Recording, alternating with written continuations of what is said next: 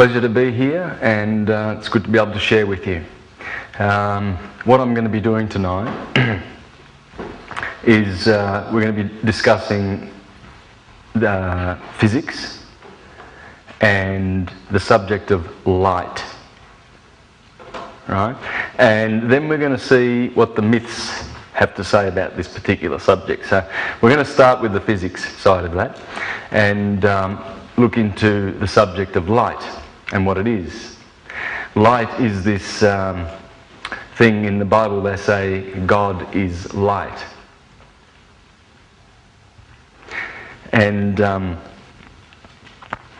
the stillness of light is what produces all the effects that we see in this dual world that we live in. So we're going to go into that. It comes from hard work.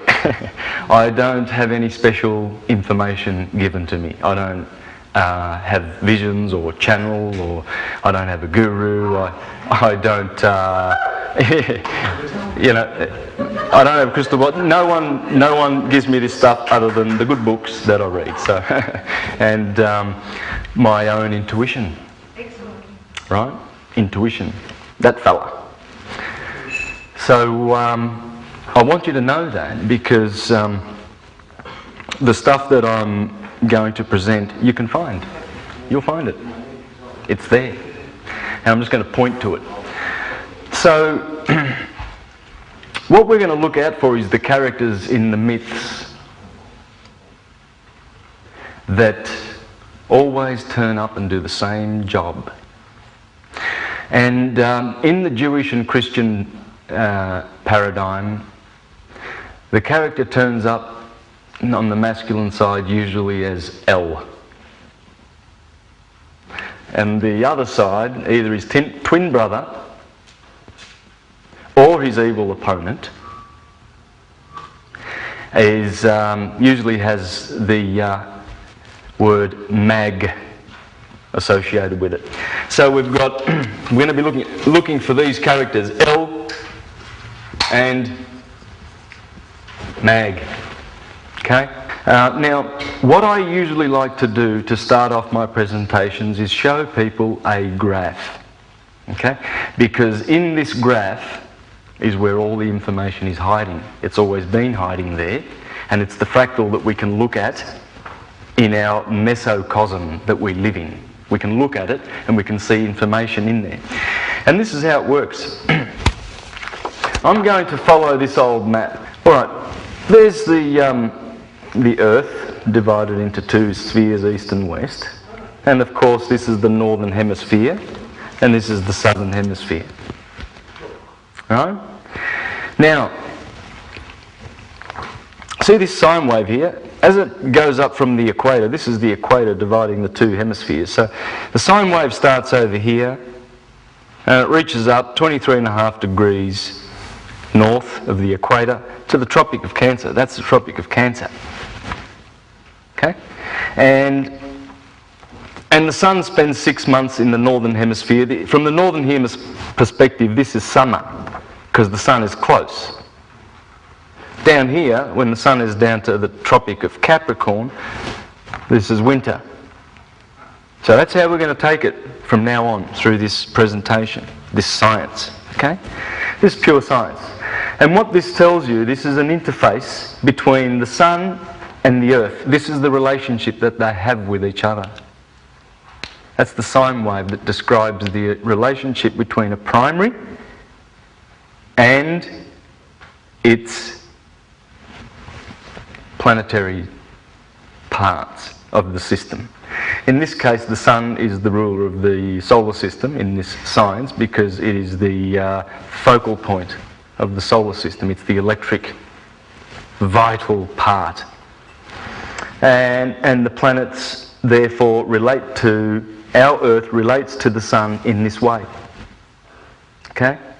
So it's like father and mother. And this is the relationship between the two bodies. And this is the science, and this is how it works, you see. As the sun then appears to make this track through the heavens called the ecliptic, this is the ecliptic, you see. And there's a glyph here, and it's Aries. And then here is Taurus and Gemini, Cancer, Leo and Virgo. So you see these are the constellations of the zodiac that the sun is in when it's the summertime. In the winter time for the Northern Hemisphere, the sun will be in Libra, Scorpio, Sagittarius, Capricorn, Aquarius and Pisces. So I'm going to follow that, and I'm going to do a sine wave, as you saw the sine wave that wraps around the globe, okay? So what we'll do is we'll put the Earth there like that. That's the equator. It's Tropic of Cancer, Tropic of Capricorn, and let's just reduce that sine wave. Sorry. Let's just start it from there and just reduce it to a small sine wave like that, because we can't wrap it around, of course. So here we have Cancer, and here we have Capricorn.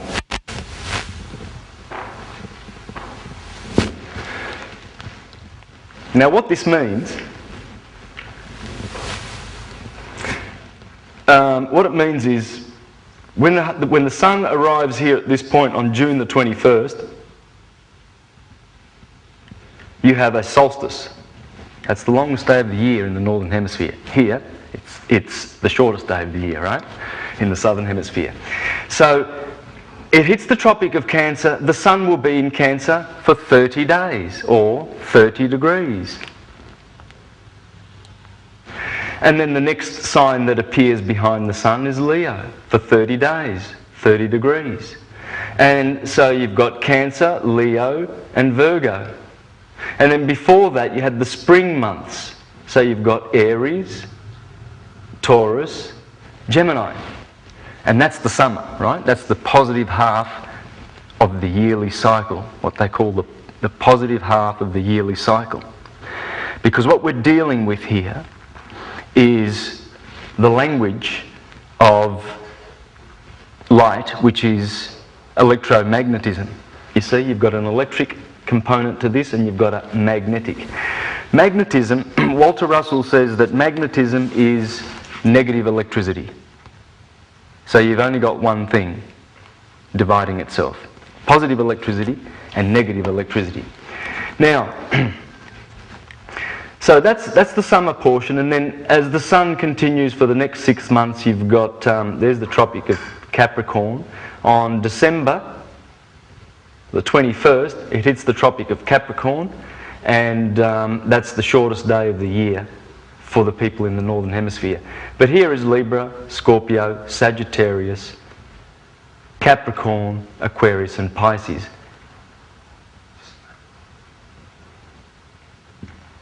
Okay? Now I've just done that roughly because I'm going to wipe this off now, and I'm going to make this bigger because we're going to put the information in there. And what we're going to do is we're going to discover the language, the science of angles. This is what we're going to be talking about, because light comes to us at various angles. And that's the study that we're going to be talking about. And this is how they studied light. And they knew of its beneficent angles, benefic angles, and malefic angles. And this happens to be the language of angels. Because the angels are the angles.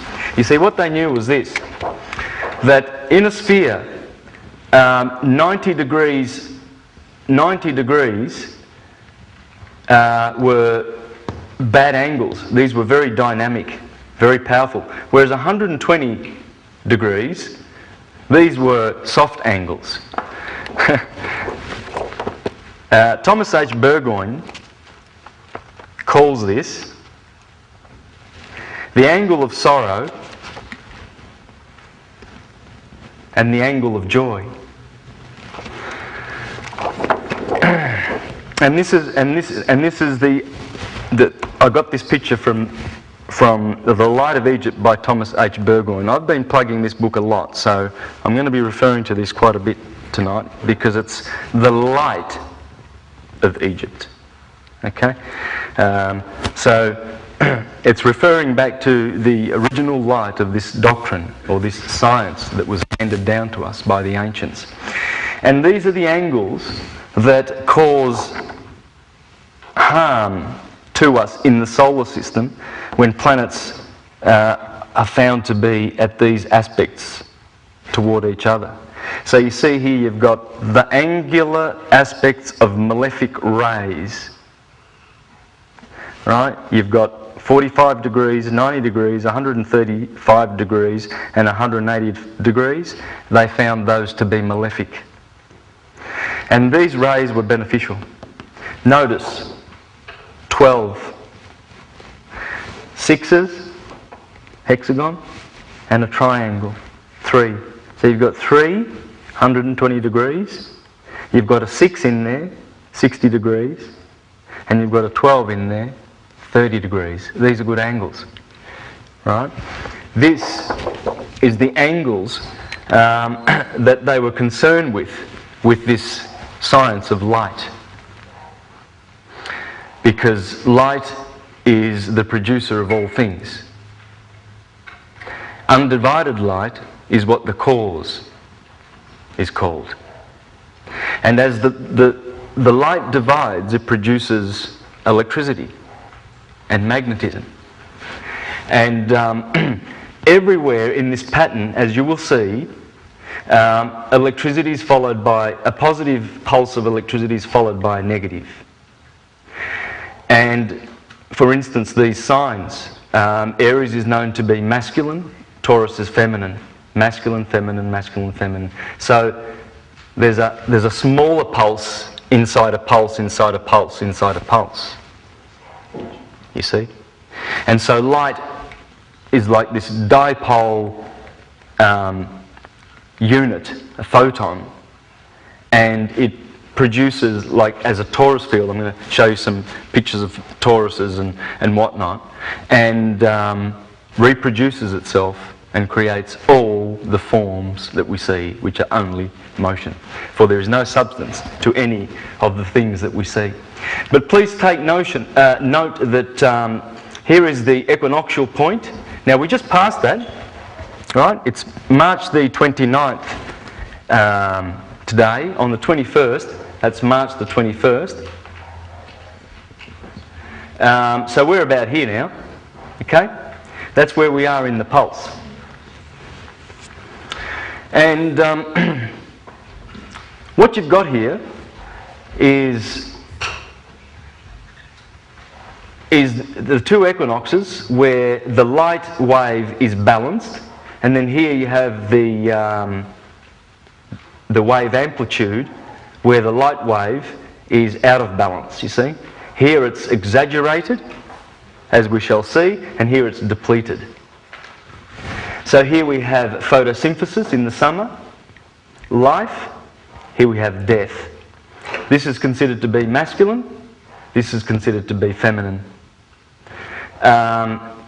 Yin and yang. And without each other, nothing can exist that we see. So what I'm going to do now is put the Tropic of Cancer up here and the Tropic of Capricorn down here. And I'm going to fill this up with as much information as possibly I can and as quick as I can. It's philosophy. Philosophy means the love of wisdom. And wisdom is a vibration of light, just as truth is, just as love is, just as electricity is, and matter, and magnetism. And so the wisdom that I'm drawing from is many, many schools. As I said, I don't have a guru, so I don't subscribe to any particular school, and I'm not promoting any particular school. I'm showing how all of the mythologies and the sciences are harmonised by this science here. Okay, so let's put the equator back there, and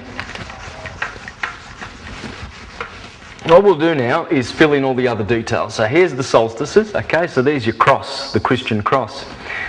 And it comes from the cardinal points, you see. These are the very powerful points in the year. So we've got June 21st, September 21st, December 21st, and March 21st. And then we fill these in.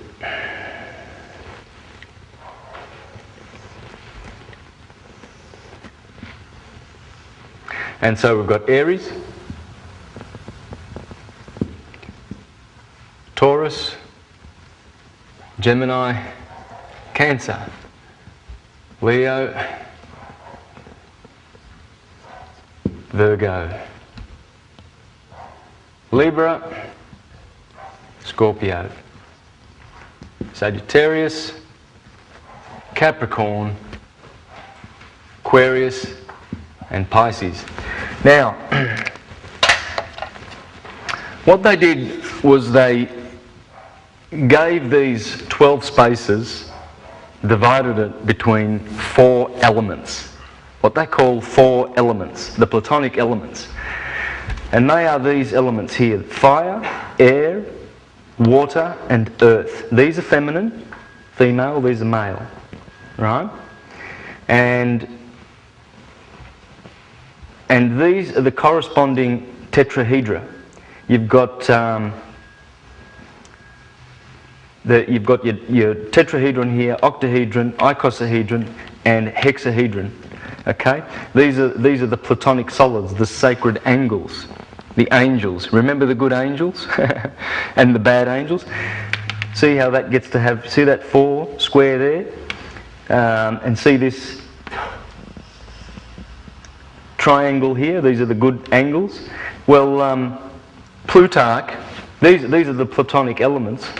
Plutarch, in his Obsolence of the Oracles, said that this is being, movement, identity, differentiation, and rest. You see the rest? The hex has to do with that energy of rest. See, the motion comes from this part, and the motion is electric, electromagnetism, you see, which emanates from this. And notice the dodecahedron is a pentagram, right? That's denoting, that's in the DNA, in the hydrogen bonds. Yeah. So it's part of us, it's Fibonacci ratio, the pentagram. This is all to do with the Fibonacci. So everything that comes from it is from that, and that has to do with the 5. That's the Vitruvian man is here. Leonardo da Vinci's Vitruvian man is in that pentagram. You see, that's what it's all about. The sign of man, the number of mankind. And this is how the Elohim, which I'll show you, the Elohim are the ones that produce all of these effects. You see? And so we have, as we go across, we've got light, you see? Gas, liquid and solid. Solidity, always solidity at the bottom, right? Firmness and solidity. Cohesion, motion, temperature. These are the elements that mankind are made of: nitrogen, oxygen, hydrogen, and carbon. See how carbon relates to earth?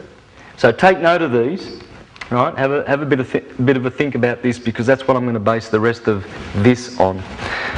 So what we do is we give fire to Aries, fire to Leo, fire to Sagittarius. Earth to Taurus, earth to Virgo, earth to Capricorn. Water to Cancer, water to Scorpio, water to Pisces, air Gemini, air Libra, air Aquarius. Now, as we saw before, this is the spring. This is the summer. This is autumn or the fall, because the sun is falling. And here is the winter. In these quadrants. These are quadrants. Okay? The first part of all of the quadrants begins with a cardinal sign.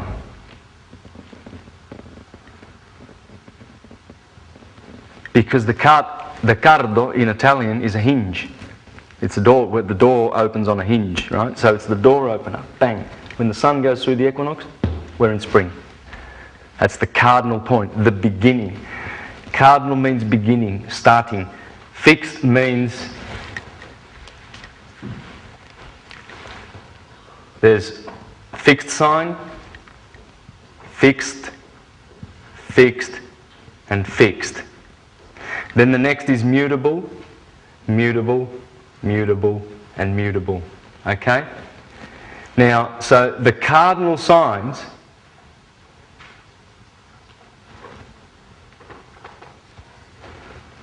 they open the season. This one opens to spring. When spring is fixed, it's firmed up in Taurus. It's firmed up and fattened, and there's blossom and everything. It's all done. This is the beginning. This is the blossom here, always in the spring. And we're coming up to that. That's what Easter's all about. Easter's always celebrated here, at this point here, because it has to do with the exaltation of the sun. The sun exalts here because it's longer days. The sun falls here in astrology because it's shorter days. So summer blesses the sun, it exalts here. The blossom is a sign of that exaltation. And then the fixed sign, Taurus, is where the season is fixed. As Marcus Manilius, the astrologer to Caesar Augustus, says, that the mutable signs are always at the end of the season. Right about here. Thanks, man. Yeah, beautiful. Too good. Thanks, Sonia. This is much appreciated. Sonia's here tonight, and she's my niece, and she does all my charts. Right? If you like the charts in my other presentation. By the way, how many of you tonight are acquainted with my other products, so my videos and presentations? Yeah, good. Yeah, I figured. Okay, that's good. It's like about 80%. Fantastic. So you'll know what I'm doing here. I'm trying to go through it as quick as I can, but not to leave you behind. So you're lost. So thanks, Sonia. Yeah, and I'm glad this is hot off the press. I'm glad Sonia did this, because I'm going to show you how this is the sun, and there's the 3 seasons, the 4 seasons, spring, summer, autumn and winter. And I'm going to show you all the hand gestures and everything like that to prove that. Leonardo da Vinci knew what he was doing. Right? And that's Libra. There's Virgo, right next door to Libra. There's Libra. There's 2 feminine signs to the side of Jesus, because Venus is in Libra. So this is where this is happening. That is not happening at East Passover over here. It's happening at this Passover over here, because this is where the bread comes from. And that's all about bread, the Passover bread. And the bread happens here in Virgo. This is the bread and the wine season. Wine is here. Here is the bread. So I'll show you that. He knew what he was doing. So please focus on the energy. Marcus Manilius says that these are the most powerful signs in the zodiac and in astrology. They are the most powerful signs. Here is where power happens. They're powerhouses. They open up to the season. Then the season gets fixed. And then the season is mutable. It becomes, Marcus Manilius says that it parts ways, it just fragments, and then a new season comes along. Now, in the Spanish language, these seasons, they're called stations, estaciones. So these are stations of the sun. You see, the sun is always carried by 4 horses, the 4 horsemen of the apocalypse. Here's the white one, here's the pale one, because there's green and pale for the green summer. Here's the red at sunset, and the black horse is over here at midnight. See, because this corresponds to 12 midday, this is 12 midnight, this is 6 a.m, this is 6 p.m. So it also, the year starts here and the day starts here in this system. Okay? And that's where sine wave starts, you see? Remember I brought the sine wave around before like that. Well, you can start the year here or you can start the year here, or in one of these points, because that would be cosine. See what this is expressing, the sine wave would be expressing the difference between the summer or the positive and the negative, right? Whereas if you start it here, if you start the year here at the solstice, what you're dividing now is the waxing portion of the sun and the waning portion of the sun. So, let me explain that without getting too far ahead of myself. As the moon waxes, and currently it's waxing, actually it's just up over here, I saw it before, and it's right in Gemini. When you look at the moon, when the moon is waxing, she's always pointing to the right side. The right side's the good side. I'll explain why later in the mythology part of this presentation. See, the right side's over here. Everything right in the Bible and everything east is good. East is good, west is bad, right is good and left is bad. And it's simple. It has to do with the two hemispheres of the brain. This is the sinister one, it's left. Therefore, when you go and operate out of here, the masculine, logical brain, this is intuition over here. This is the divine mind. This is the Garden of Eden. Right? But when you stay here, polarised to the left male brain because you're using your right hand, or everything's right? And you're polarised over here, you're in sin. And you don't reach the higher mind. This is associated with the lower mind. This is associated with the higher mind, you see. So, and that's what I'm just explaining. When the moon is waxing and the horns are pointing to the right, she's waxing, that's a blessing. When she's waning, her horns are the horns go toward the left, and that's sinister. And by the way, east is also to the right. Okay, in the Bible, everything east is good. God planted a tree in the Garden of Eden in the east. The doors of the temples were faced east. East was always the blessed place. Well, why would that be? Because north, east, south, west. Because east is right. And this is where true living begins. When we balance the hemispheres, or at least work from the right mind, the right brain, you see. Now, so as the moon waxes, reaches full moon, and then she must wane and lose her influence, and from her light, waxing moon light is so beneficial. Farmers know when to plant their seeds. Anything, my father, he said, anything above the ground you plant it here at full moon. Seeds, you plant it here, under the ground. You cut your hair when the moon is waxing, you do not cut your hair when the moon is waning. It won't grow. It'll grow, it'll continue to grow if you cut it in the waxing part. So you see, I'm showing you this to show you this, that the sun also does the same thing. From shortest day to longest day, that would be the same as the moon. That's new moon and that's full moon. And there's quarter, right? There's quarter moon and there's quarter moon, just like the equinoxes and sunrise and sunset. So you've got midday and midnight. That's how it always works. That's what astrology is based on. The waxings and the wanings of the planets, mostly. That's what it's all about. And they knew when the planets were stronger, in which part of the orbs and which signs. See, some of them rejoiced in some signs, but they were detrimental in other signs. And I'm going to show you that really quickly and put as much information as I can in here about that. But the reason I showed you that with the moon is that the same thing is happening here with the sun cycle. For instance, a waxing sun is good, so these two quadrants are good, so we'll put a plus here. and a plus here, and a negative over here and a negative over here, okay? Because this is waning sun. Anything waning is no good. Now, let's take these two hemispheres. Well, here the sun is in its glory and its kingdom, in its brightness, because here is summer and here is winter. So obviously this is the good again, and so we give a plus and a plus for that, and a minus for this, because this is summer, this is the winter. This is waxing and this is waning. So what you see,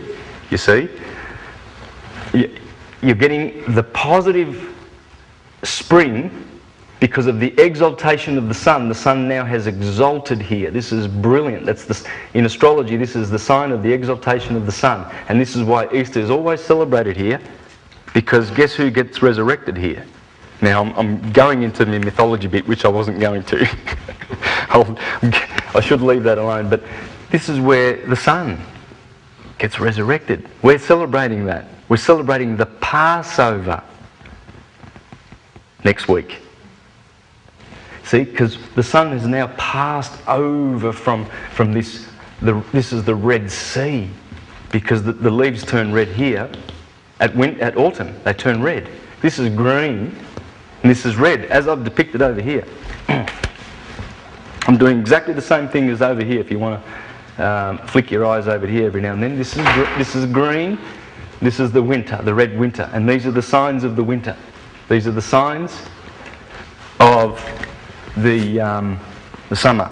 Now, you might think I'm going into astrology here. Well, I'm going to deviate right now. We're going to just fill in all of this, and then we're just going to talk about light, as I promised. But this is because this is how light shows itself. This is how God, if you like, which is light, the Bible says it. No need to go past the scripture. Past the letter of the word in that sense, because the Bible says that, and what does it mean? Well, it means what it says. God is light. So I've put in all the elements.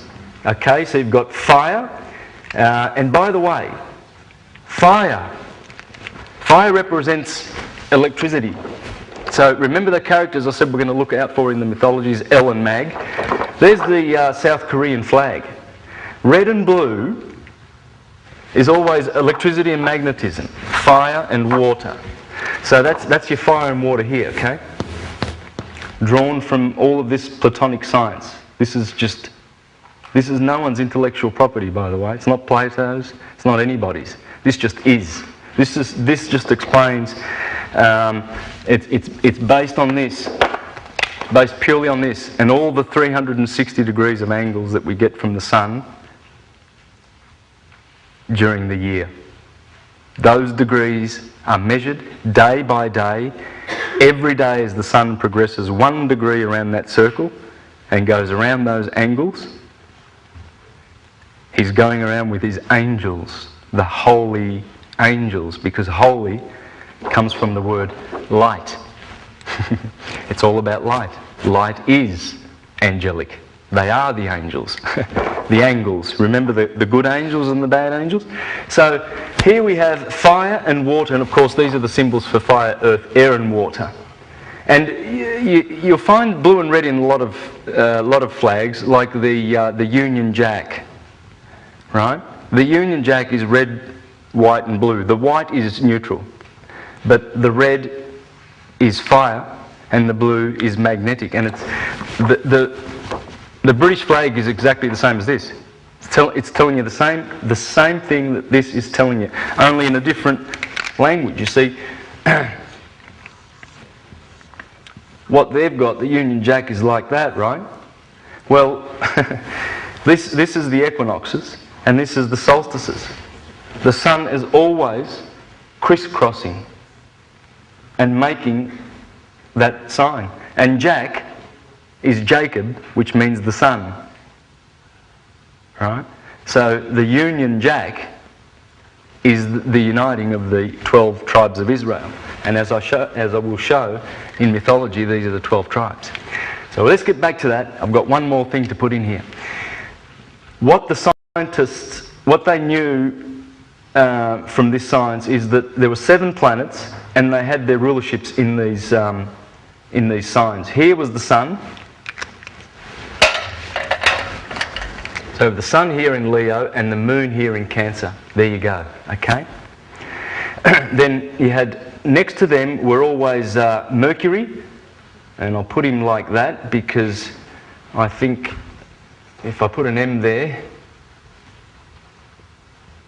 so Mercury is always next to the sun.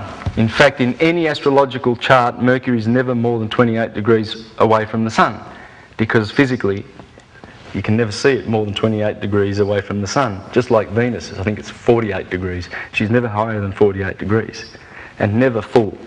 Even though it's the brightest thing after the sun and the moon, Venus, which we put over here in Taurus and Libra. You notice the order: sun and moon, Mercury, Venus, Mars, Jupiter and Saturn, okay? And there's a reason for all that. But Venus is always, she's always a crest. And in fact, that's the crest on the Islamic flag. It's not the moon, the crescent crest. It's crescent. Yeah, you can never see Venus full. You see? So they're teaching you science, and it's all the same science. In fact, as I said, with this, the Union Jack, St. Peter's Square is also, the obelisk in St. Peter's Square is doing the same thing and monitoring those, the solstices and the equinoxes. You'll see that right in the middle of St. Peter's Square. There's a film, a video on YouTube called Christianity Revealed. Check it out, it's 10 minutes and it shows all of this. Now, interesting thing how they put these in here. Then there's Mars. Mars is over here and in Scorpio. So Mars is ruling right now in Aries. And then you've got Jupiter over here. Jupiter, and then we've got Saturn. Now, here's a little tip about Saturn. It's going to interest you. In Hebrew,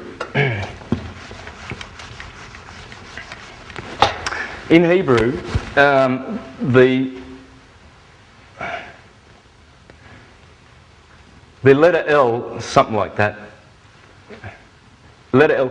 The glyph for Saturn is this, right? Because as I'll show you later in the mythological part, El and Baal in the mythologies is this L, Saturn. Okay. So now,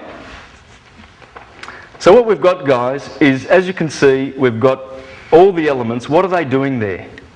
Is there any way of understanding what they're doing there and how that works and what all this means? You see, the seasons, as I said before, they start here and then they're fixed here and then they change here, you see.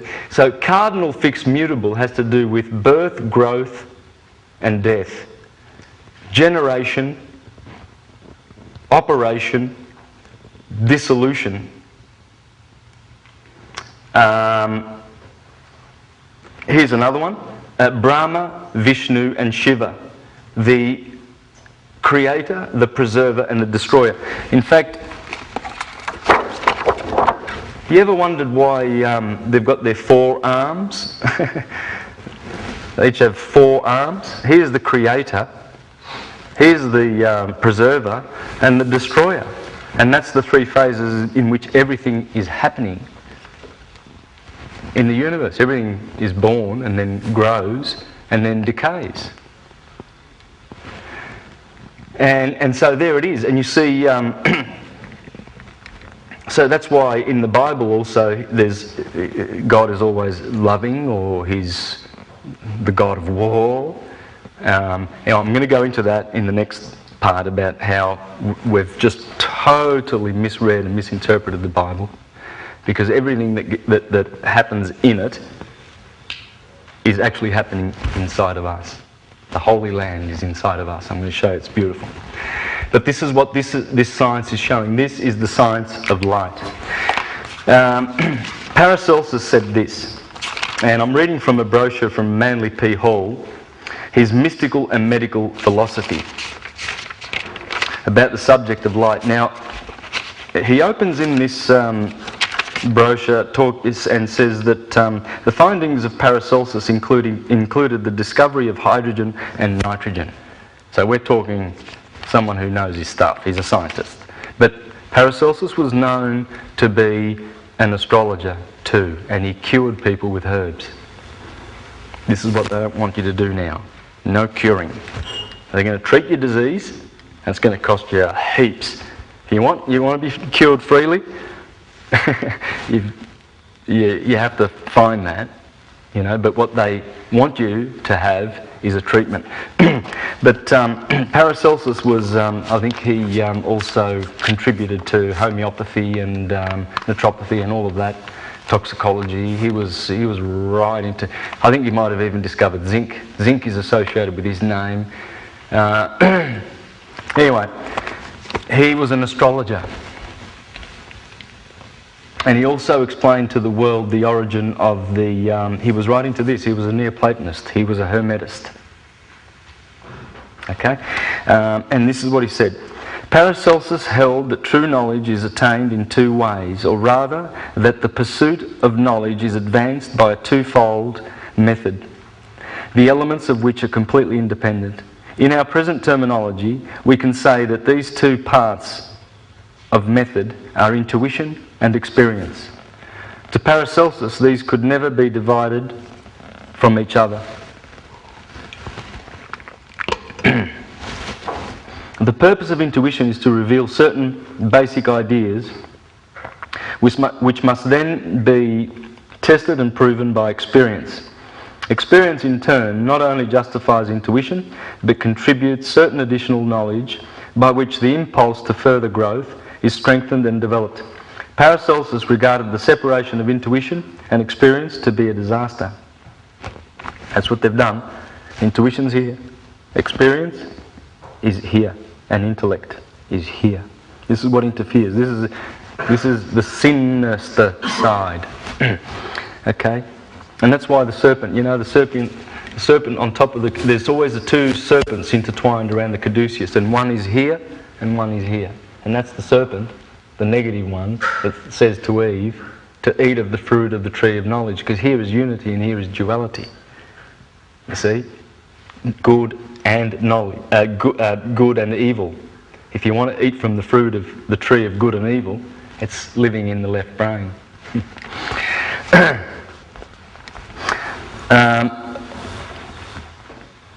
Paracelsus regarded as to be a disaster, so leading inevitably to greater error and further disaster. Intuition without experience allows the mind to fall into an abyss of speculation without adequate censorship by practical means. Experience without intuition could never be fruitful, because fruitfulness comes not merely from the doing of things, but from the overtones which stimulate creative thought. According to Paracelsus, intuition was possible because of the existence in nature of a mysterious substance or essence, a universal life force. He gave this many names, but for our purposes the simplest term will be appropriate. He compared it to light. Further reasoning that there are two kinds of light: a visible radiance, which he called brightness, and an invisible radiance, which he called darkness. Okay, a visible radiance and an invisible radiance. All right, we're always going to go back to this, because here's where the duality is. Here's where all the information is encoded. All that you've got there gives you all the secrets about light that are coming up from basically Paracelsus and Walter Russell, just to name a few. I mean, these guys, Thunderbolts. Thunderbolts.org. I'll be talking about those guys too.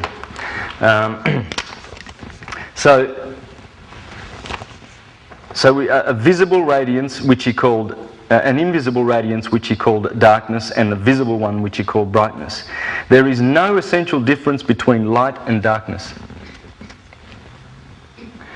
There is a dark light which appears luminous to the soul but cannot be sensed by the body. There is a visible radiance which seems bright to the senses but may appear dark to the soul.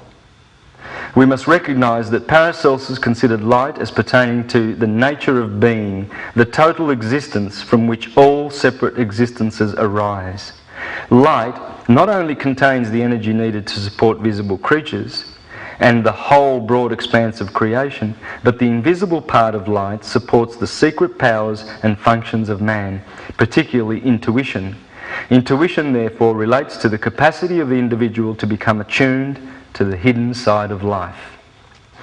By light, then, Paracelsus implies much more than the radiance that comes from the sun, a lantern, or a candle. To him, light is the perfect symbol, emblem, or figure of total well-being. Light is the cause of health. Invisible light, no less real, if unseen, is the cause of wisdom. You see? Invisible light is the cause of wisdom. These are the properties of light. Light does all things. As the light of the body gives strength and energy, sustaining growth and development, so the light of the soul bestows understanding. The light of the mind makes wisdom possible, and the light of the spirit confers truth. Therefore, truth, wisdom, understanding, and health are all manifestations or revelations of one virtue or power. And this is how we broke it up. Remember the 5 elements, okay? What health is to the body, morality is to the emotions. Virtue to the soul, wisdom to the mind, morality to the emotions, and reality to the spirit. You see what he's doing there? He's covering the whole four emanations of our composition. You see, remember, we are this. We are this. The 4 rivers are in us. You are solid, liquid, gas, and radiance. You've been produced by light. You are light bodies. Everything is light. And these are the magnetic polarities and the positive polarities. Radiance and gravity. Walter Russell explains that radiation is positive electricity and it voids matter. Whereas the gravitation part of the cycle contracts and produces matter, you see? And that's the waters above and the waters below from the Bible, the 4 rivers of the Garden of Eden. So you'll notice that he's talking about spirit, mind, emotion, and sense. So he says about light. Now this is what he knew about light. If he knew about nitrogen, hydrogen, and zinc, and all of this other stuff, he knew about light. And they called Paracelsus the Swiss Hermes because he was a contemporary of Da Vinci, by the way. Sort of like an unsung hero, probably because he really, really was an exponent of, astrology and things like that. And he also taught about the elementals, the salamanders and the nymphs and things like that. He was right into that. So what health is to the body, morality is to the emotion, wisdom to the mind, and reality to the spirit. You see, light is in all of these dimensions. The light of the physical sun warms and reveals the bodies of things. The light of the psychic sun nourishes and reveals the structure of the soul. The light of the spiritual or root sun sustains and nourishes the human spirit. The sun is 3 in 1. It's a spiritual, psychic, physical body. It's 3-part.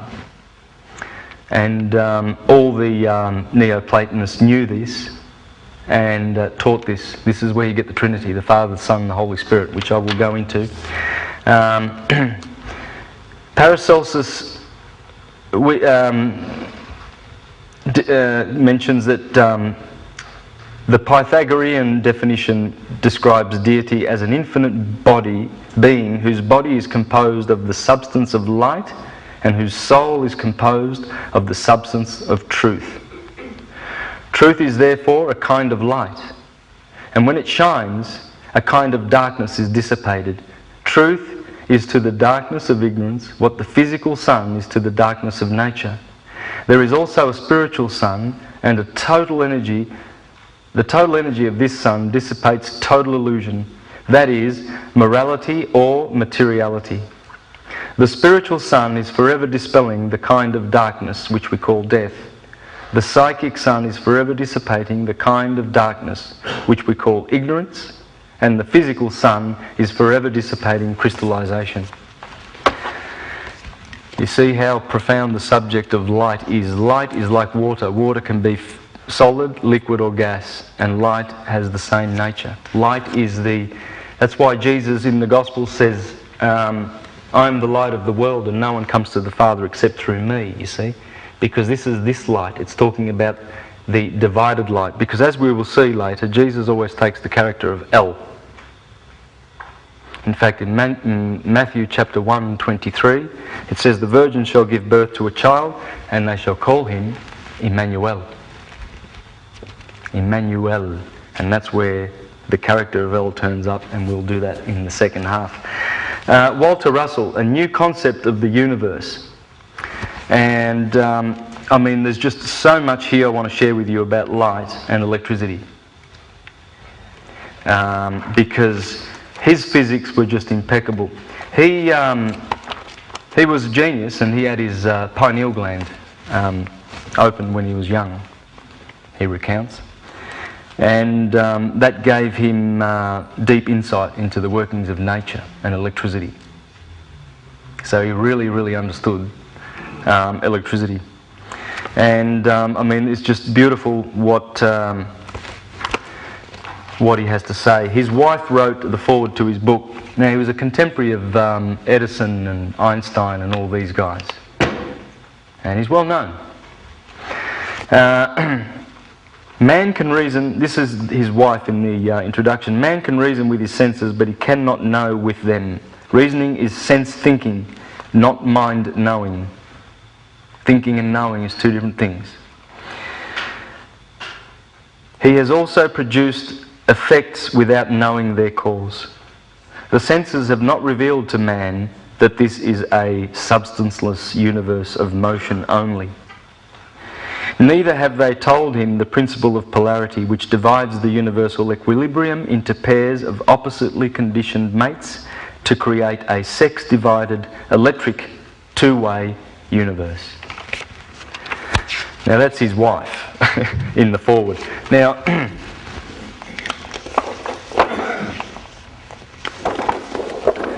this is his periodic table, guys. And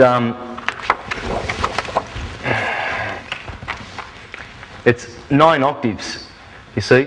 And he discovered that it all works on angles. Remember the language, the geometry of angles we talked about before? This is the language of angels, because these elements are also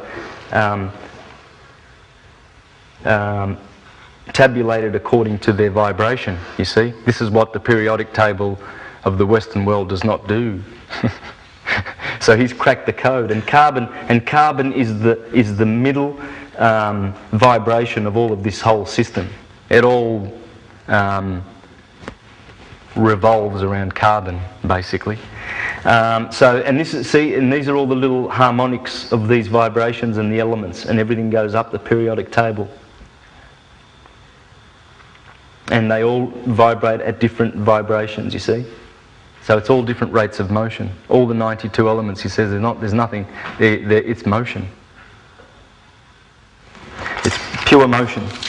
And this is what he has to say. Thus it is that man has ever been transformed by the renewing of his mind with new knowledge given to him since his early beginnings through the Mahabharata and Bhagavad Gita in the early Brahmic days, through such ancient mystics as Lao Tzu, Confucius, Zoroaster, Buddha, Plato, Aristotle, Socrates, Epictetus, Euclid, Muhammad, Moses, Jesus, Isaiah, whose cosmic knowledge utterly transformed the practice of human relations of their day. They then dawned a new day of gathering of so-called empirical knowledge.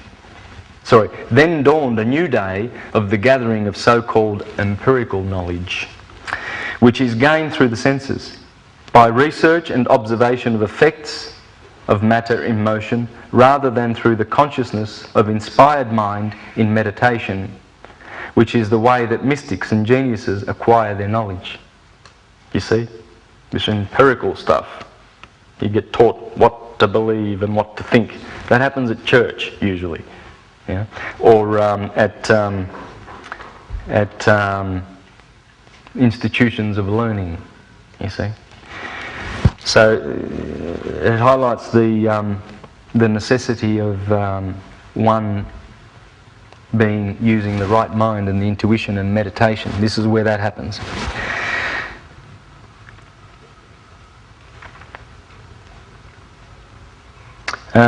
Rather than through consciousness. Right, okay. Since the days of Galileo, this undependable method of gaining knowledge through the senses has served to multiply man's reasoning powers by teaching him how to do marvellous things with electricity and the elements of matter, but not one great savant of science can tell the why or the cause of his familiar effects. If asked what electricity, light, magnetism, matter or energy is, he frankly answers, I do not know. If science actually does not know the why or what or cause of these essentials, it necessarily follows that it is admittedly without knowledge. It is merely informed, but information gathered through the senses is not knowledge. The senses sense only effects. Knowledge is confined to the cause of effects. Knowledge is confined to the cause of effects. The senses are limited to but a small range of perception of the effects which they sense, and even that small range is saturated with the deceptions and distortions created by the illusion of motion. You see how much importance he's placing to that third eye, that higher mind, and the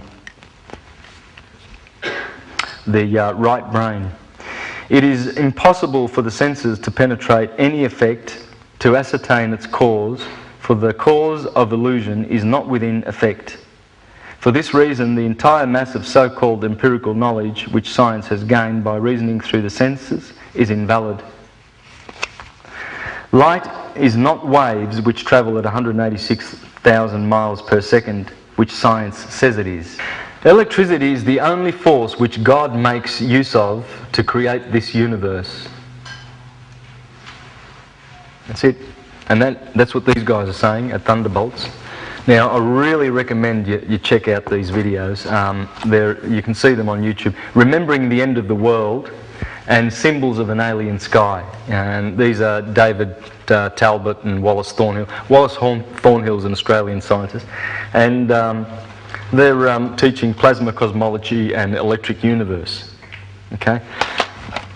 And in there they have I'm going to discuss how they have studied the myths and discovered that these mythologies, like Immanuel Velikovsky 40 and 50 years ago, actually describe scenarios on this planet. Because Immanuel Velikovsky discovered that the myths were talking about the instability of our solar system thousands of years ago. It's never been stable. It's been changing. In fact, Venus was known as a terrible comet. And Velikovsky showed how Venus is only a newcomer into the solar system. And Saturn was in a different position. What they teach is that Saturn was at the top of a coaxial system and the Earth was at the bottom, and we have Venus was here and Mars was here, and it was a coaxial system. And Saturn was the sun 15,000 years ago, was the central sun of the solar system. And then this new one that we have now turns up.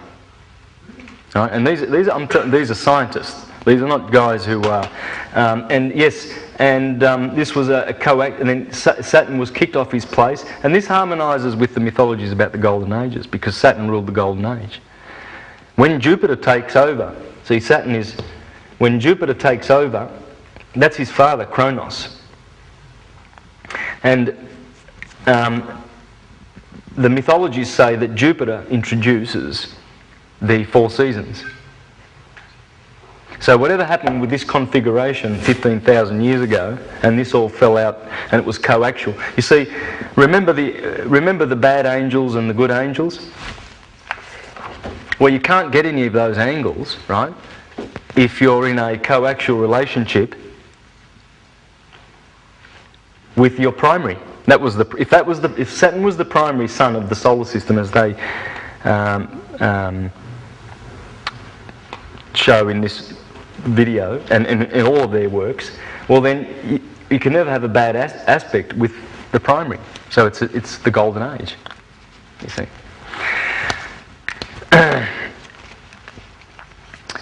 Look, there's so much from this that I could read.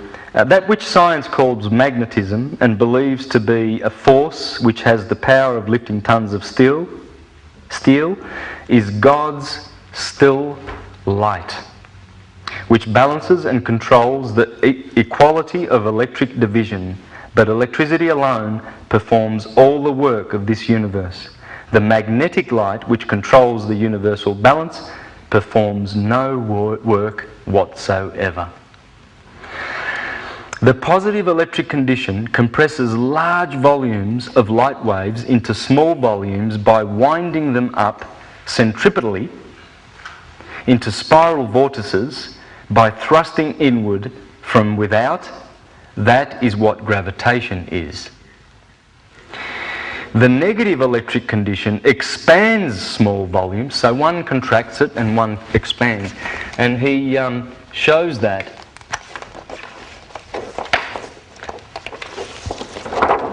so well, and these come out of the book. Thanks, Sonia. A new concept of the universe. These are ripped straight out of the book, you see. And this is how, you see, this is the contracting and expanding, and this is how he shows how simply the universe works, just like that. Negative and positive. Heat, contracting, cold, expanding. Heat contracts, cold expands. Radiation, gravity. Electricity, magnetism. Positive, electricity. Yin, yang. It's duality, and the duality is born of the oneness.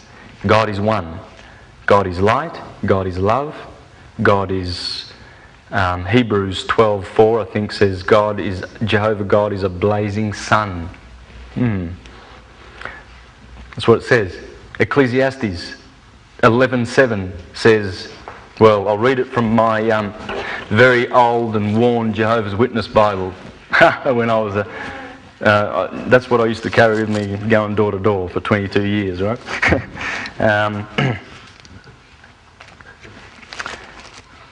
Let's see what Ecclesiastes... this is a little beauty. I love it. Because I'm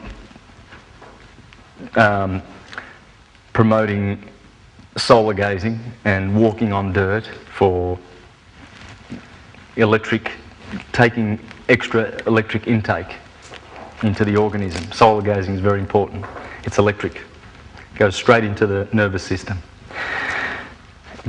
Get a load of this. Ecclesiastes 11:7. The light is also sweet,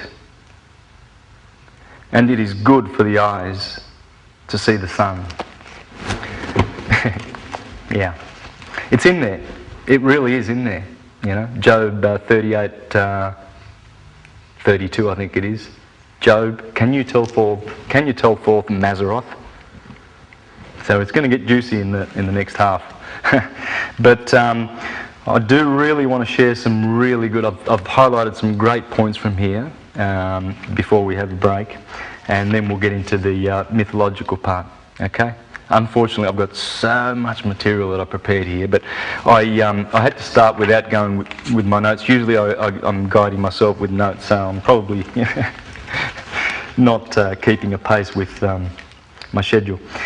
Electricity vitalizes and devitalizes, charges and discharges, gravitates and radiates, inbreathes and outbreathes, lives and dies, appears and disappears, compresses and expands, heats and cools, grows and decays, integrates and disintegrates, and solidifies and vaporizes by its electric actions, reactions, which divide the one into countless pairs of separate ones under polar control. When man breathes in, he polarizes his body. He vitalizes it into wakeful action and an awareness of sensation. He charges his body with higher electrical potential. He manifests life. When man breathes out, he depolarizes his body. He devitalizes it into sleepy inaction and lessening awareness of sensation. He discharges his body by lowering his potential. He manifests death. Science has for years been searching for some underlying basic principle of motivation which is present in every effect of motion. Mathematicians have hoped to find it and reduce it to a basic formula. Physics have sought for it in the hope of thus discovering the life principle. Science has never found it, and never will find it so long as it is sought for in either matter or motion. That elusive secret is to be found only in the zero light of the universal equilibrium. And that's here, at the middle of the sine wave, or at these equinoxes, right? Because everything starts here with March. Right ascension starts on the 21st of March. The spring starts, the year starts, the electric pulse starts. In fact, every culture in history has started their year from here. The January the 1st, that's Roman. You know, we're under the Julio-Gregorian system, and it's a slave system, right? This is true time. This is nature. This is nature talking. As I said before, this is not anyone's intellectual property. This is. No one invented it. This is why they attack, all the Sumerians and the Chaldeans and the Babylonians invented astrology, and they didn't invent it. You can't invent it. It's there. This is the cycle of it's all about electricity. It's all about L, as you will see. There's no deception in this. It's all science. Nothing. All those religions are rendered out there that are doing business are rendered absolutely redundant by this science. That's why it must be hidden. They can't let you know that Emmanuel Electricity, who hangs around with Mary Magdalene, is actually talking about this science. In fact, they are bodies of light. I am the light of the world. He that walks with me shall not see darkness, said Jesus, the Son. Because J-E-S, get this, J-E-S in Hebrew is yes, and it means the sun or the element of fire. So Jesus, Emmanuel, Christ, which also means light, who hangs out with Mary, M-A-R, meaning marine, maritime, water. Remember I said that the ancients considered electricity and magnetism as fire and water, like the Korean flag shows and all of those red and blue flags. Right? Because they know the Freemasons, it's all over the place, man. It's all over the place. Red and blue. Electricity and magnetism. L. That's why they have their obelisks everywhere. And remember L? The phallic. Because ob-L-isk, well, it's the phallic. That's why the L looks like an L. That's a male phallic, right? So it's masculine. And that's how it works. And this is all based on that science. When we go to the toilet door and we see that, we know it's a boy, and then we know that's a girl, right? Because Mars and Venus are over here, and they're over here. What are they doing over here? At the exaltation of the sun, and also at the fall of the sun. Remember, this is the exaltation of the sun. Opposite is the fall in astrology. This is the house of the sun, Leo. It's always there. The sun rules Leo, nowhere else. And that's midsummer, and that's 2 o'clock and 4 o'clock during the day. This is science. Of course the sun's going to be there. You can't invent that and say, I'm going to put the sun let me see. This is midsummer over here. It's also 2 o'clock and 4 o'clock, the hottest part of the day. I'll invent this, shall I? I'll put the sun here. You can't do it. These planets are all in their places, and if you give me enough time, I'll tell you why. They're all in. Mars is iron. Venus is copper. Remember electricity and magnetism? Yeah? Copper and iron, or, copper and carbon.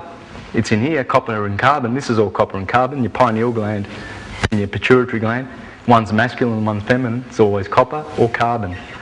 That's all they are. It's all copper and carbon, electricity. Carbon crystals we are. Crystals, Christ.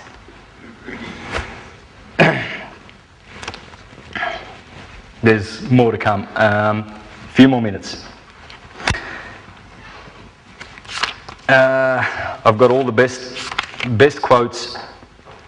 Every wave is a compression expansion pump. Every wave is a compression expansion pump. The whole universe is a giant pump. The two-way piston of the universal pump constitutes the universal heartbeat. A one-way universe is as impossible as a one-way pump is impossible.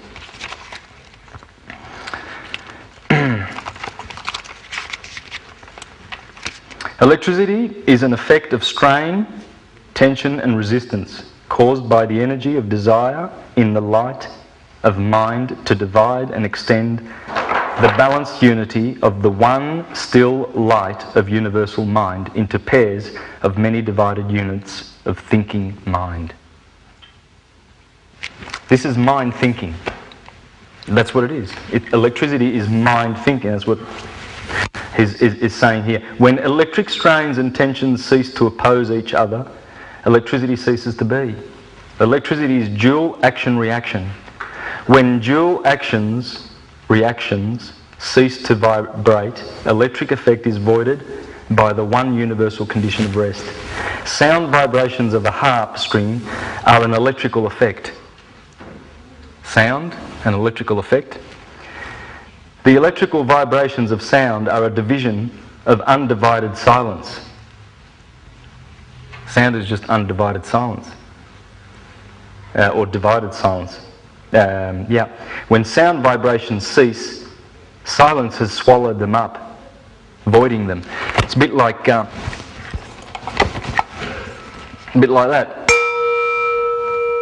That's light. What you're listening to is light. Sound is light. It's just and that's what the Bible calls the Word. Because all of these orbs in the sky, they're all emanating a sound, not just light. He has his own light. These are reflectors. But light is sound. And the Indians said that sound is all Aum. And that sound comes from the throat and goes all the way to the lips. That goes from down all the way to the lips. That's the whole spectrum. Om. So the sound comes out of nothing, like light, the undivided light. That's the source. And when you tell people that's God, oh no, I want a bearded one.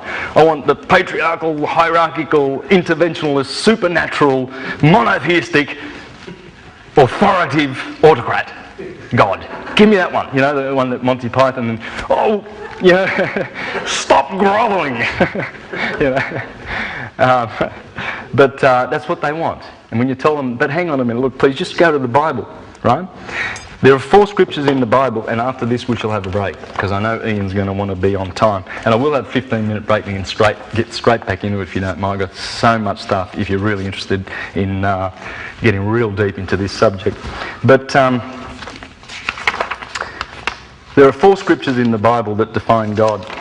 Shall we have a look at those? Psalm 84:11. For the Lord God is a sun. S-U-N. Psalms 83:11. When I was Jehovah's Witness, I was telling people about Psalms 83. Sonia, do you remember that one? Jehovah's name, right? Psalms 83. Psalms 83:18. Right next door in Psalms 84:11 says the Lord God is a sun and a shield. because the sun is always electric. The shield is the mag. You see the magnetic shield of the Earth? She has the Van Allen belt, or the magnetic torus field that protects her. Without that, atmosphere is gone, like Venus and Mars, you know. But she's protected. The Lord God is a sun and a shield. One scripture. The other three, we know the other three. 1 John 1:5. This then is the message which we have heard of him, and declare unto you, that God is light, and in him is no darkness at all. Right? John 4:8. He that does not love has not come to know God, because God is love. Notice love, life, light, Lord, El. Because remember, it comes from El has been remembered as when Saturn fell from this lofty position and was cast to the extremities of the solar system, missed the cold, cast right down to hell. This is hell. Inverno or inferno in Latin, winter, and the infernal regions mean the same thing, just change one letter. Infernal, invernal. Winter, hell, same thing. It's cold, it's not hot. So when the sun goes down to cold and dies and is crucified down here, there's Saturn waiting, missed the cold. He fell from his lofty position. That's all it is. When you hear in the Bible that there's wars in heaven and that this Lucifer fell and everything, it's talking about the solar system. It's an unstable solar system, and it's changing. And all it is, as I will prove, is a 15 billion year record of this planet's. It's a registry of astronomical phenomena. That's all it is. And from that we get ethics, logic and physics. Ethics, logic and physics, which are the three branches of philosophy. And that's all this is. The love of wisdom. And wisdom is the vibration of light. Let's have a break. Whew. Rolling and that's action. God is the light of mind. God's thinking mind is all there is. Mind is universal. Mind of God and mind of man are one. This eternally creating universe, which is God's eternally renewing body, is the product of all of mind knowing expressed through mind thinking. It's pretty powerful. Mind thinking is electric. So mind is this thing happening here, this 12ness, this oneness of 12, the dodecahedron. And 7 are the seven planets. You see, in alchemy, Saturn is lead, Jupiter is tin, iron, copper, Mercury. Try and grab Mercury in your fingers. Quicksilver. Slippery. He's the fast one. Silver and gold. If you're looking for the philosopher's stone, you see the sun is turning lead into gold all the time, man. Right? This is the holy grail. Remember we said we're going to be looking for these two characters?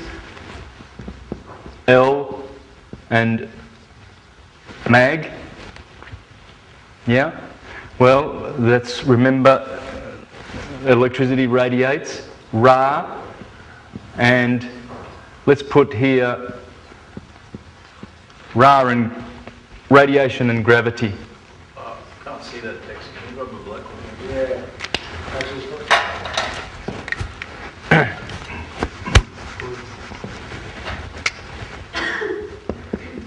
El and Mag,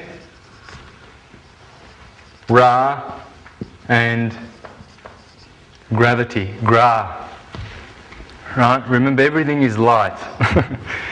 So electricity is light, magnetism is light, radiation is light, gravity is light, sound, truth, wisdom, matter. It's all light. Everything is light. God is light. God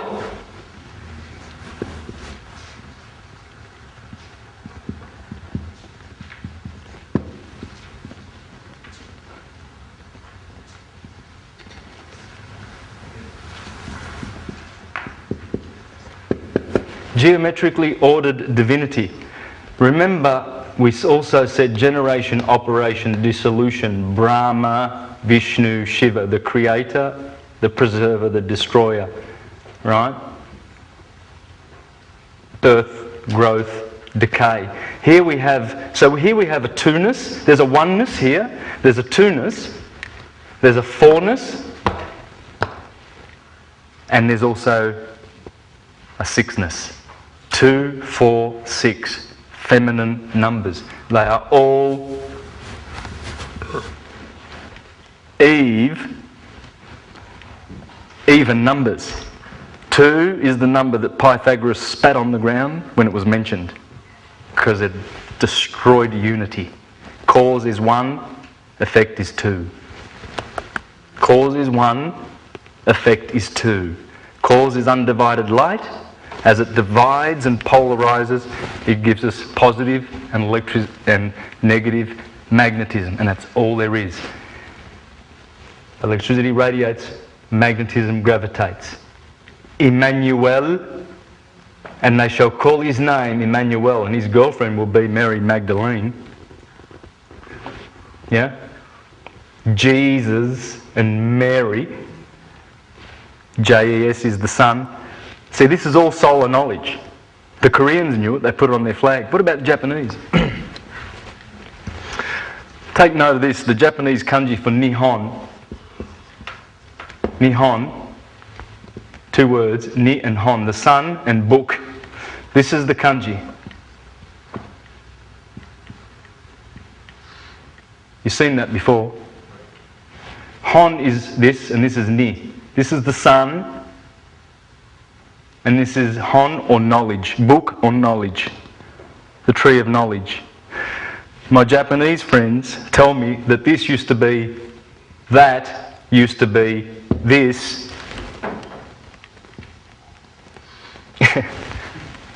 used to be that. Sun knowledge.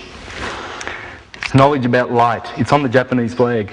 It's in the name of the Japanese country. When you go to Japan and you ask for some mizu, you ask for water. Water was the universal, mizu was the universal word for water. In fact, it comes from Mizes, the Syrian word for Moses. And how did Moses become mizu in Japan? Well, Japan is Hermetic. Who is Hermes in the East? Buddha. Mercury and Hermes and Thoth in the East is Buddha. And the Shinto religion in Japan. Check out Mysteries of the Bible. There's an article on the internet, The Lost Tribes of Japan.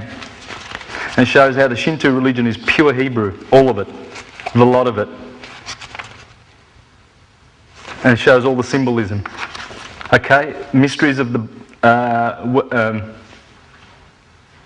Bible Mystery Series. Brilliant article, and you'll see how and why they are Hermetists. They even carry, in procession, they carry the Ark of the Covenant, that little thing, yeah, the little shrines in Japan. This is all Hebrew stuff, guys. It was one system. It was all one system, and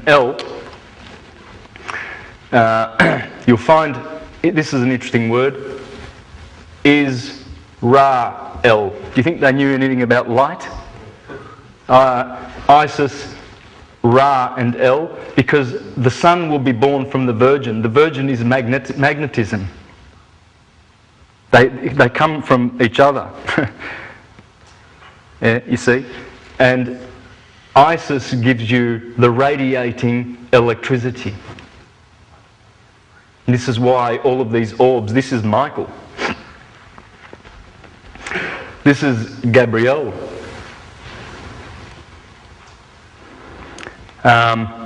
There's a guy on the internet called Bill Donahue. I really want people to get familiar with that guy. Hiddenmeanings.com. If you want the best astrology, astrotheology, and to explain all of this and who the characters are in the mythologies, check out all his videos. Bill Donahue. That's absolutely brilliant. I'm going to be introducing stuff. He mentions Gabriel in the Bible is always the messenger, isn't it? Gabriel goes to Mary, you're going to have a kid. Gabriel turns up and declares this and declares that. What does Gabby mean? Gabriel, the talker. He's the messenger of the gods. He's the one that's always close to the sun. You see, Mercury is always close to the sun. It's never more than 28 degrees away from the sun. You look at any astrological chart, that, for instance, is today's chart. All right? See the sun? Guess who's next to the sun? Well, right now Uranus is, because Uranus is in Aries, but usually there's Mercury. He's never more than 28 degrees, and Venus is never far from the sun either. They're always well aspected with the sun. They're always good angels. They're never bad angels. This guy's a bad angel, Saturn. You see these red lines? Notice, remember red and blue? Right? These red lines are bad aspects. Remember we discussed the good angels and the bad angels? You see, as the sun goes around and all these planets go around by degrees, the angles are changing, one to another, one respect to another. There's always change. And some angles are good, some are bad, depending where they are. You see? That's the thing with this solar system. It's doing that to us. A perfect system will not do that. You see? So there's got to be some change somehow in the solar system in the future for us to get out of this stuff. But the blue is good. Notice this equilateral triangle. See the earth signs? Capricorn, Virgo and Taurus. This is over our heads today. This is an earth trine. This is a grand trine. Remember we said these are good things? The 120 degrees is a good thing, right? That's what's over our heads today. Tomorrow, 30th of March, that turns into the Star of David. 2 equilateral triangles. See the earth one? Taurus, Capricorn, Virgo. And then there's this watery one, Cancer, the moon in Cancer. Neptune over here in Pisces. And this fella here, Saturn, is in Libra. He's causing one of the apices of this triangle. That's a Star of David. You know how rare that is? That's turning up tomorrow in our skies. And there was one on March the 2nd. These are the angles. This is the language of angles, geometry, sacred geometry. I don't know. I'm hoping there's some astrologers out there that are going to say, this is what this means. I've got a hunch this was in prophecy in the prophecies. Because all of this, the cycle of precession is 24 to 26,000 years long, and it's the backward motion of the sun through these signs. At the moment it's here. In Pisces, transitioning into Aquarius. Sun goes this way. Every 25,000 years. Daily, the sun goes from here, sunrise, 12 midday, 6, 12 midnight. Yearly, spring, summer, winter, autumn, winter. But backwards, we are here. Right? So, this is a big cycle, and it's coming to an end. It's quite possible that is the Star of David that we're to look out for, or things like that, because everything in the Bible is cryptic, and there are 7 layers of interpretation in there. There's not just 1 or 2, an esoteric and an exoteric. The exoteric church, all the churches that are operating out there commercially, they're operating from here. They keep people here. They don't let them know about this. They will not allow them to enter into the higher mind. And they do that by abuse. Physical abuse, emotional abuse and spiritual abuse. You're a sinner, you're a dog, you need something to come along and save you, because you need a redeemer and a vicarious salvation. You cannot do it yourself. God damn it, you go down to the priest and give me some money. Because he's going to save you. Alright? That's here. This is why people appear to be sleeping when you go down to the shopping mall and you look around. What is going on? How much aspartame or McDonald's are these people feeding themselves on? You know, they put. Please know that the junk food outlets are using human body parts in their food. Please know this, guys. I know it sounds outrageous. Do your homework. They're getting it in there. They've got it in the immunisations. They've got fetal tissue matter and all sorts of blood, that they plasma and everything. They put it in the chemtrails. Know this, guys, because there's ways to protect yourself and keep yourself clean and charged. And walking on dirt, 45 minutes a day. Get out there, find some dirt. Don't walk on grass. Walk barefoot on dirt, and it will discharge get rid of all the negative free radicals and toxins that are in your body, because the earth will just take them all. That's how it works. And solar gazing. Make sure the sun and the UV index is really low. I believe it's got to be around about below 1 or something like that, or below 2. But there's videos on YouTube where you can see, and you start off with 10 seconds, and then add 10 seconds every day, and then grow and just keep looking at the sun. Watch the sun, because it will activate the pineal gland. It will activate. It's electric. It's. Get up at dawn and watch. Yeah. I watch sunset because I can't see sunrise. I've got a hill behind the house. So you see, these guys turn up everywhere. Everywhere in our mythology. You'll find that. See, as I said before, JES, Emmanuel, electricity, and Mary, Magdalene, and here we have Ra, radiation, and gravity. So we see this duality always, and it's either the good guy and the bad guy, who is usually a feminine. That's where matter. See, matter is mother. Look, this might be worth doing right now. The Esoteric Structure of the Alphabet by Alvin Boyd Kuhn. Really, really worth a read. If you place the alphabet around a circle, I've done this before.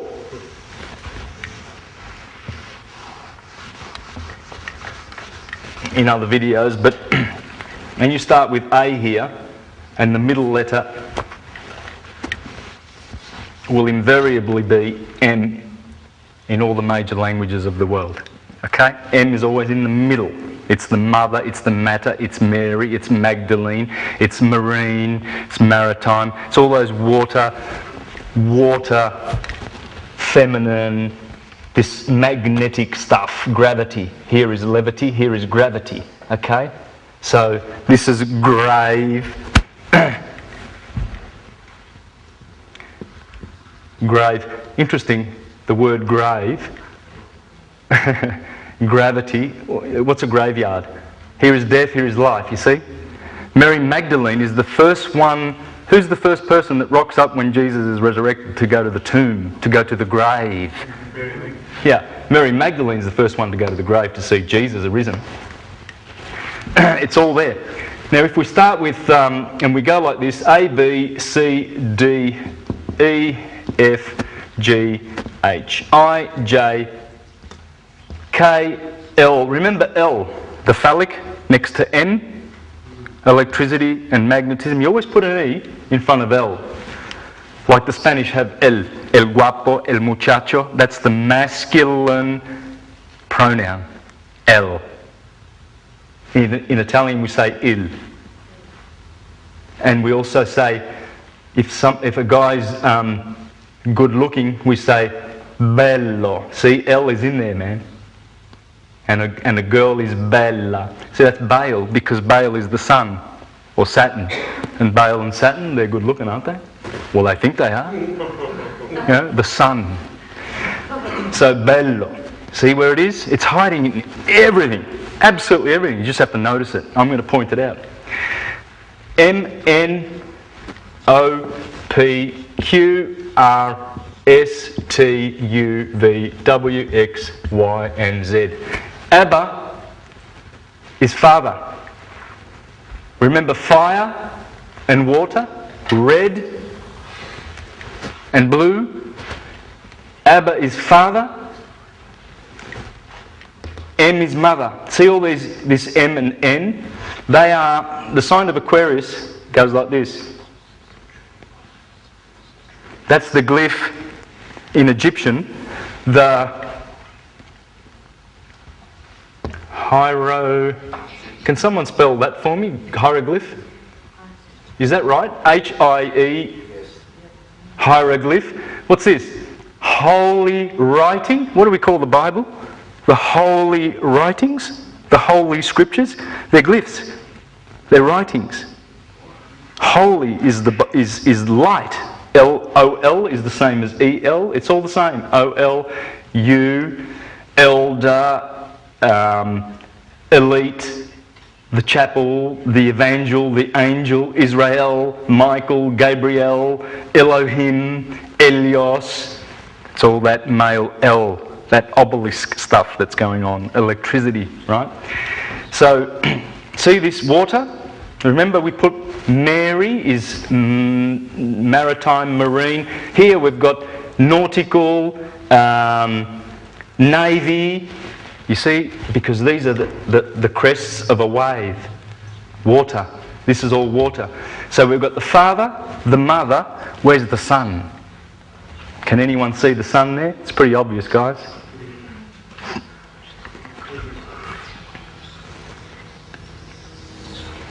The Father, the Mother, Christu. Christu. In every language it's there. It's the hidden one. Amun. In Jesus' name, Amun. In the name of Jesus Christ, Amen. Christu. In fact, the Egyptians put, Crestu. Now, I'll get back to that book, but as I said, in here we have all of the information that we need that explains light. Now, just another interesting thing. Walter Russell says, obviously here's hot and here's cold, right? Cold generates, so this is the cold part of the season. Cold generates, here's where generation happens, doesn't it, the blossom. So we come out of winter, the sun thaws out, so cold generates, generation contracts, here's contraction, contraction heats in summer, heat radiates, there's the radiation here, radiation expands, expansion cools. And that's how everything gets done. Heat and cold. You see those alchemical elements? It's all sun. All of those mythologies that we read about, whether it's Krishna, Bacchus, Dionysus, Jesus, it's all dealing with this science. In fact, John Fiske in Myths and Mythmakers, Old Tales and Superstitions, has this to say. The predominance of solar legends in most systems of mythology is not due to the lack of that titanic assurance with which we say the sun must rise, nor again in the fact that the phenomena of day and night are the most striking phenomena in nature. Eclipses and earthquakes and floods are phenomena of the most terrible and astonishing kind, and they have all generated myths, yet their contributions to folklore are scanty compared with those furnished by the strife between the day god and his enemies. That's what it is. The strife between the day god and his enemies. Because when he comes up, Perseus is over here. I'll get to that in a minute. Perseus is one of the signs of Aries. There's 3 signs in each. Perseus, Cassiopeia and Cetus are all in Aries. Perseus, he's the one that holds Medusa's head in his hand. He slays Medusa. That's the starlit night.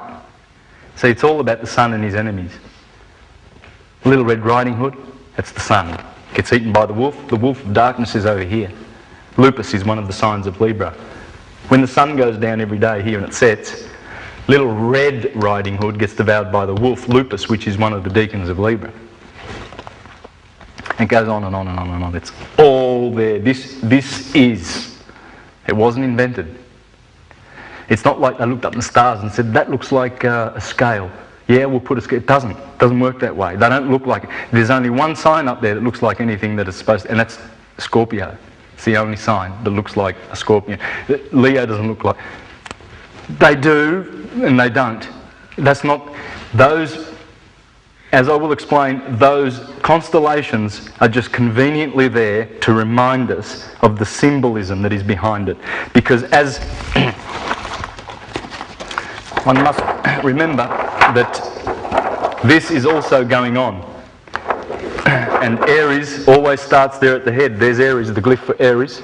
There's Taurus and Gemini, the spring. There it is there, the spring.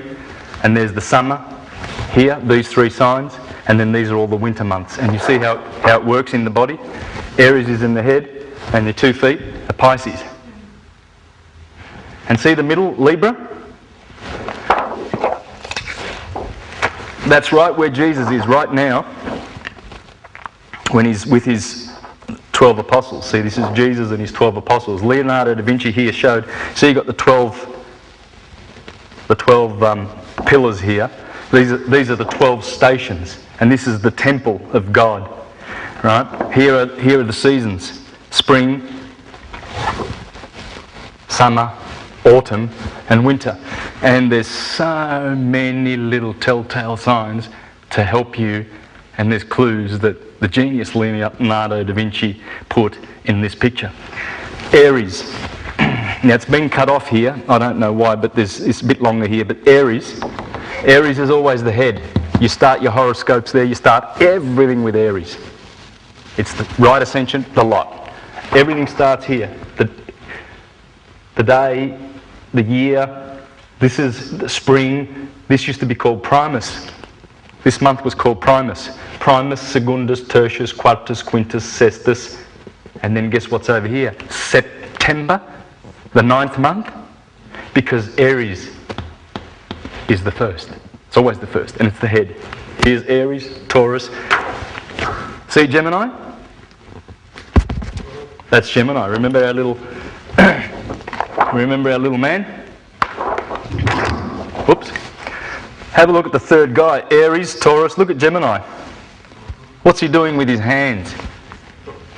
Yeah, he's telling you, this is the sign of duality, guys. Pollux and Castor. See this guy here? He's got a knife in his hand, pointing backwards. He's the crabby crab of Cancer. Leo.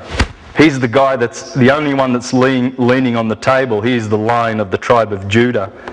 He's actually he's the boss, Leo. All the others are staying away from the table. Then you've got here, obviously, a feminine, very, very feminine Virgo. She's also got her hands together because it's a mutable sign. The mutable signs have two-ness. Let's go to the other two-ness. Here we go, Sagittarius. See his 2 hands together here? And see the last sign, Pisces? He's got his 2 hands. He's going like this. Right? Look at this. Who's that? Libra. You see what this feminine apostle is doing? It's going like that. The scales of Libra. Because that's the scales of Libra, and it's ruled by Venus, and it's got that feminine thing about it because of Venus. And obviously all the effeminate ones are, see, there's male, female, male, female, male, female. That's how it works in the science, because we're talking about electricity and magnetism. That's all it is. It's all it is. Throughout the whole of the mythologies. Wherever you go in the mythological world, whether you go to the Sufis of the Muslims, the Gnostics of the Christians, the Hermetists, the Buddhists, wherever you go, guys, it's all about this, and I haven't even scratched the surface. You know, I regret that. I need hours and hours to get all this stuff out. There's so much stuff I can't go down. But if you really look at that, you'll see here the crab is pointing to the throat of Virgo to point to the fact that the Adam's apple is not there. That's a girl. There's so many signs, guys. It's saturated with it. This is the sun, and by the way, it's here. This is the Passover, and they're eating bread because the bread is Virgo. Virgo gives the bread. She's the season of the harvest, so that's why they're eating bread. Now, or you can even have it here at the Easter, because what do we have here? Hot cross buns. What's the cross on the bun for? Well, it's the crossing of the sun. That's why when the Jews here, they will go and celebrate Passover because the sun has passed over into here. And this is the exaltation of the sun. The sun is resurrected. You see? And by the way, this day is the beginning of their sacred calendar, Nisan. And this day is the beginning of their secular calendar. The Jews. Wow. I mean, I wonder whether I know something about light. Well, they're certainly celebrating the lights. It's all about the lights. Like the Bible says, you observe the full moon, the moons and the seasons. In Genesis chapter 1:14, it says, He has made the luminaries to shine by night as signs for men. Signs. All the luminaries and the stars for signs. Just continuing on from that. That was a bit of a tangent.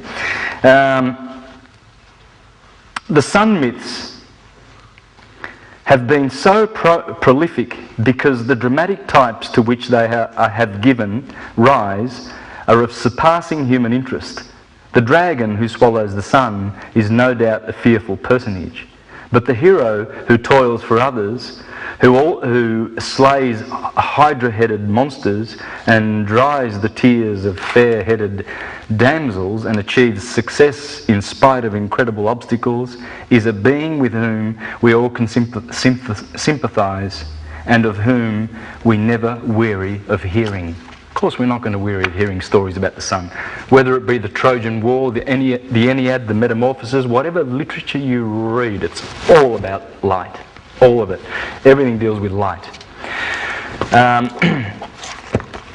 Fairy tales and their origin. These books are quite old, by the way, from the 1800s.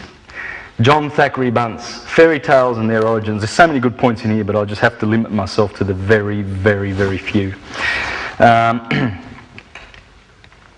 The meaning of these stories and of the lessons they teach, lessons of history and religious belief and customs and morals and ways of thought and poetic fancies, and of well nigh all things heavenly and human, stretching back to the very spring and cradle of our race, older than the oldest writings, and yet so ever fresh and new that while great scholars ponder over them for their deep meaning, little children in the nursery or by the fireside in winter listen to them with delight for their wonder and their beauty.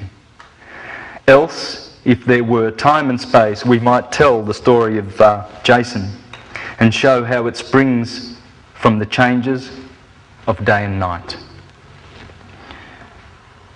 and how the hero in his good ship Argo, our Mother Earth, searches for and bears away in triumph the golden fleece. Remember Jason in Argo. Argo is here in Cancer. He rides the boat with his 12 or with his 50 oarsmen, and they look for the golden fleece. It's in Aries, the Lamb. The Lamb of God that takes away the sin of the world. So it's all mythology. All those creatures are up there in the sky, all of them. The beams, its search bears away in triumph the golden fleece and the beams of the radiant sun. Or we might fly with Perseus on his weary, endless journey, the light pursuing and scattering the darkness, the glittering hero borne by the mystic sandals of Hermes, bearing the sword of the sunlight, piercing the twilight, or gloaming in the land of the mystic grey, slaying Medusa, the solemn starlit night, destroying the dark dragon, and setting free Andromeda, the dawn maiden, and doing many wonders more. Did you get all that? Let me explain. See, good old Perseus is over here in Aries. And he slays Medusa, the starlit night. See, because when the sun comes up in 6 a.m, give or take, we give it a number of 6 a.m. So, okay, when the sun comes, Perseus, he gets rid of the starlit night, Medusa. Where's Andromeda? Anyone got any idea where Andromeda is? She's in Pisces. You see? So Perseus, he slays the the starlit night, and he comes up in the morning and all the stars flee, and he frees Andromeda, the dawn. Andromeda's always in the dawn. This represents the dawn. You see, that's where she lives. Here, Andromeda. Might pay to show you that everything that is above is below. There is the ecliptic of the sun going straight through the human body. There is Aries, Taurus, Gemini, Cancer. Leo is in the heart. Virgo is the belly. Libra, the scales, are the kidneys. Scorpio, the phallic.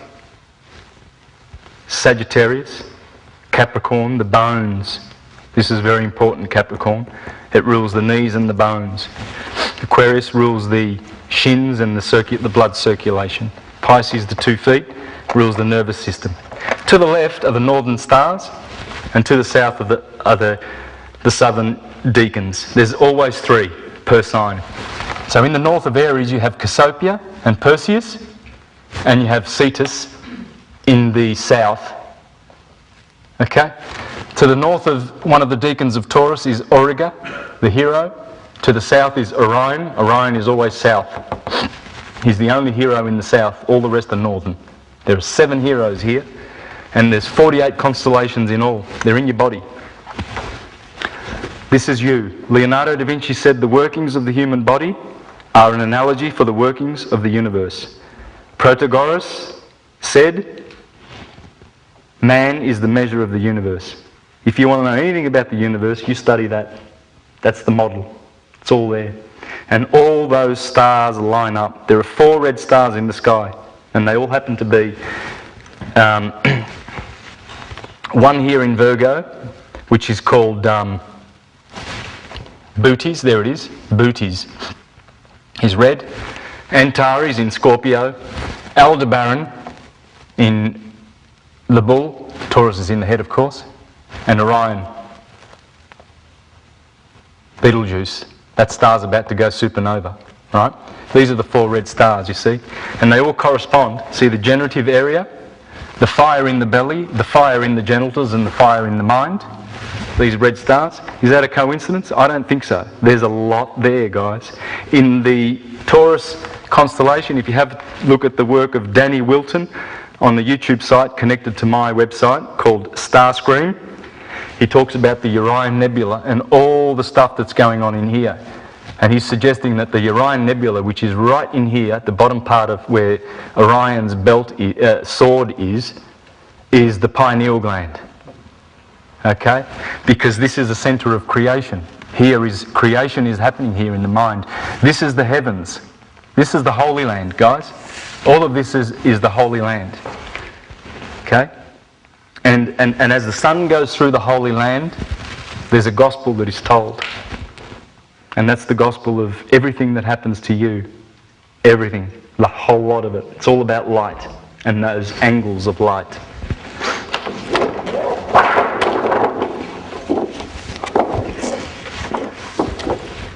So, let's get back to this then, because we've got quite a bit of information here. Back to John Thackeray Bunce. And we were just reading about Jason's voyages and Perseus. Or in Hermes we might trace out the master thief of Teutonic and Scandinavian and Hindu legends, or in Heracles the type of the heroes who are god-like in their strength, yet who do the bidding of others and who suffer toil and wrong, and die glorious deaths, and leave great names for men to wonder at. Heroes such as Odysseus and Theseus and Phoebus and Achilles and Sigurd and Arthur, and all of whom represent in one form or another the mystery of nature. Because light does all of this. Remember Paracelsus? He said that there's a light that does the spirit, there's the light that does the earth is senses, that our body, there's light that pierces our mind, air is the mind, and then water is the emotions, and there's light that pierces the emotions. The sun and light takes care of all of that. Not only does the actual photons, not only does photosynthesis produce food for us to eat and grow us and cause us to live and see these beautiful cycles, but it also is, that light is bathing your wisdom, because wisdom is a vibration of light. So the more light you get, the more wise you become. You see? It's about knowing. Knowing is a quality of light. So is thinking. You see? And love. And sound. We saw how sound comes out of the nothing. That's how light does. That's what light does. And the conflict of light and darkness. And so if we look to their deeper meaning, the constant triumph of good over evil and of right over wrong. You see, what's going on above, all of this is the science of above. Please take note how I've wrapped see the head of the human being goes right around, and the feet, the 2 feet in Pisces, and see how the chakras here. These are all the chakras. Notice the red is over here and the violet is over here in Aries, right? And of course, if you look at the chakra system, the colour violet is here and red is down below. Red is down the bottom. It's infernal. It's the red region. You see, in the mythologies, light is supposed to conquer darkness. So when the God of the Old Testament says, go out there and kill the Canaanites, enter into the Holy Land and kill the Canaanites and the Perizzites and the Jebusites and the Philistines and the Amalekites and the Edomites and how many Moabites, you know, all those enemies, kill them all. It's not literal. It's not literal. Those monsters, those Philistines, they're down here. You see, these bottom chakras have to do with sex, power, wealth, and all those things that we can get at a very basic level, at the basic level of existence, where light and life is at its least. That's the least degree of light, according to Plutarch, when he said that this was fire and this was movement, and this was rest.